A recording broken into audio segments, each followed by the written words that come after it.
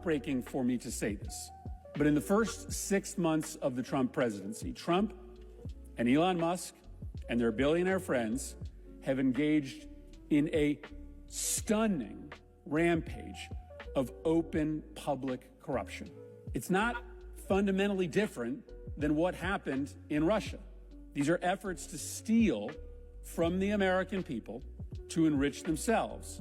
And their strategy is to do it all out in the open, to do it at such a dizzying pace that the country just gets overwhelmed or anesthetized or dulled into a sense that we just all have to accept the corruption, or maybe more charitably, that this is just how government works, that government is just corrupt, and so the fact that it's happening out in the open instead of happening secretly, well, it's really nothing new. But this is not how government works. The things that have happened over the last 6 weeks are unprecedented. The president and his billionaire friends are not supposed to steal from us. They are not supposed to use their power and their access to power, their access to government levers, to rig the rules to enrich themselves. That has always been wrong. It is still wrong. And we do not have to accept this. And so in the next few minutes, I want to try out an exercise. I want to try to lay out for you as quickly as I can just some of the most significant instances of blatantly corrupt activity that's happened in just the first 6 weeks of Trump's presidency. When you see it all together, there is no way to avoid a simple conclusion. This White House is on its way to being the most corrupt in the history of the country. And just because they are doing it out in the open for everybody to see doesn't mean that it's not corrupt. And my hope is that if you see it all in one place, the gravity of this moment may hit. Now you're talking in a circle. Get to what the fuck you're saying. Now I feel like you're wasting my fucking time. I'm not about to waste 25 minutes because I already have another story that makes this story that you're saying shit. So get to it, please. Wish there was a way to fast forward while you're on your computer. I think there is a way, but I can't remember. My hope is that my colleagues and the public choose not to normalize a president or his advisors using the Oval Office as a blunt mechanism to make themselves even wealthier. It is our decision to have zero tolerance for corruption. It's also our decision to just decide to become a place like Russia, where our leaders are allowed to routinely steal from us. So this is a heartbreakingly long list. This is just 20 or so examples of corrupt behavior in the first 6 weeks of the Trump presidency. So here it goes. We're going to start on January 17th. On January 17th, Trump launches the meme coin. This is maybe the most corrupt of all the acts, because what is the meme coin? The meme coin is essentially a mechanism by which Russian oligarchs or corporate CEOs can literally send money privately directly to Donald Trump. Nobody knows who buys the meme coin, but Trump makes money when people buy it. And so it is just an open sewer valve that allows for any regular people. Could be wrong about this, but regular people can do the same thing. Then that Haley girl did the same shit, and then she rug pulled everybody and got $1 million off for it and got away with it. I'm not saying that this is what he's doing, but and how is he? I don't get how it's illegal that people are paying for it themselves. Like, he's not telling them to pay for it. I don't know. Maybe it'll make sense later on. Like I said, the other video I'm gonna play makes more sense than this one does. Anybody who is trying to influence the Trump administration to be able to secretly funnel money to Donald Trump. He reserves 80% of the coin. He waits to release that coin until the price jumps back up again, which essentially means he's waiting for people who want favors from him to buy a bunch of the coin to inflate the value so that he releases more and makes more money. It's a disgusting kind of corruption, because this is essentially Trump just posting his Venmo for anybody secretly to wire him as much money as they want. We've never seen something like this before, where anybody who has anything to gain from the Trump administration through a manipulation of the value of Trump's meme coin can funnel money directly to the president, whisper in his ear, that was me that purchased all that coin, that jumped up the value, that allowed you to release new coin. Hey, take care of me on the back end. On January 20th, when he's sworn in, he institutes his new energy agenda. Now, open reporting suggested that during the campaign, he met with the oil and gas industry, and they cut a deal in which the oil and gas industry would give him $1 billion of campaign contributions in order to receive favorable treatment when Trump was sworn in. And guess what happens on January 20th? Trump unveils his energy strategy. And what does it do? It preferences oil and gas, and it punishes oil and gas's competitors.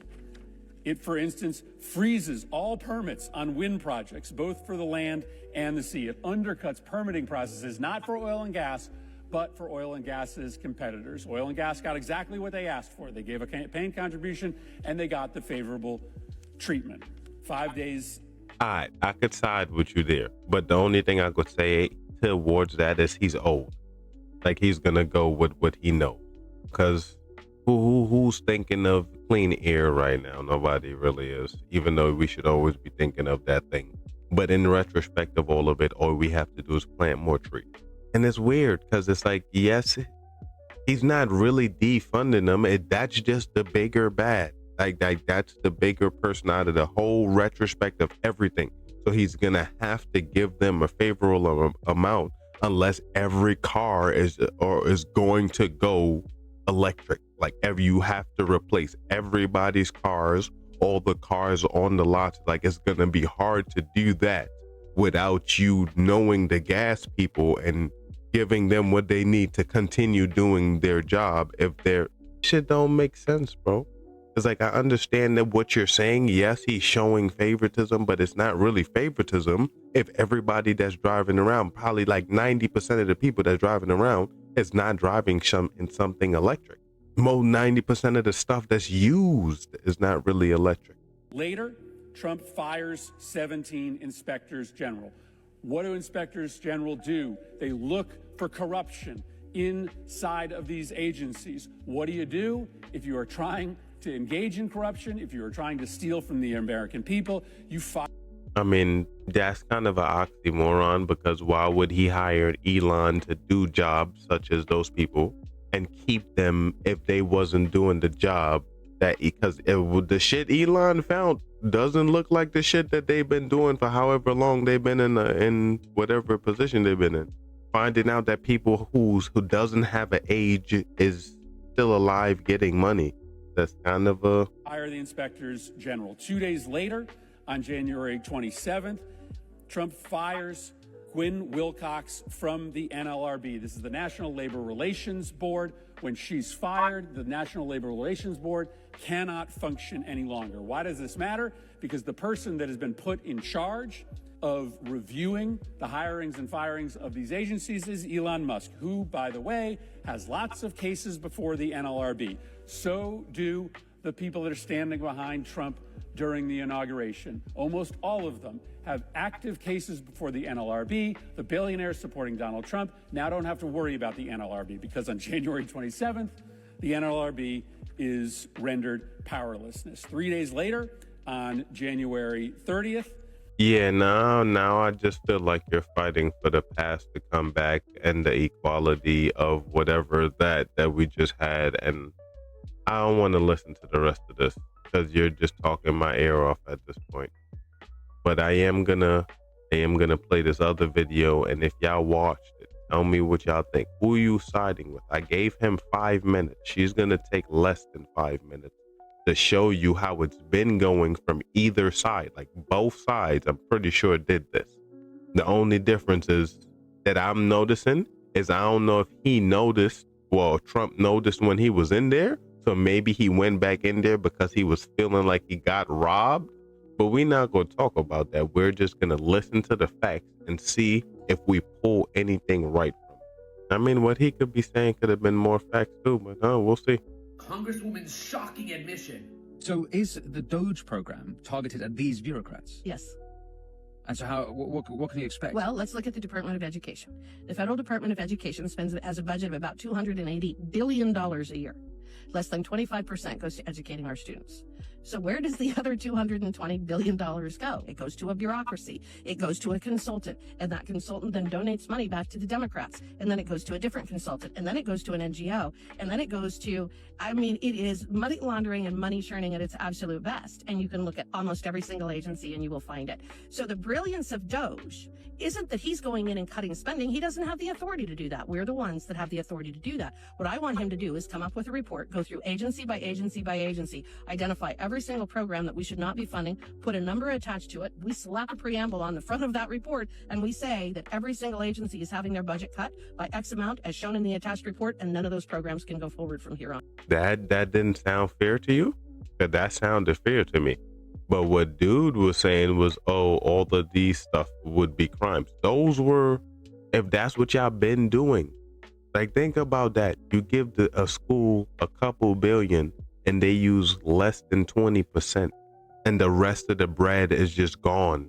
But yet he is wrong and doing all of these crimes by allowing him.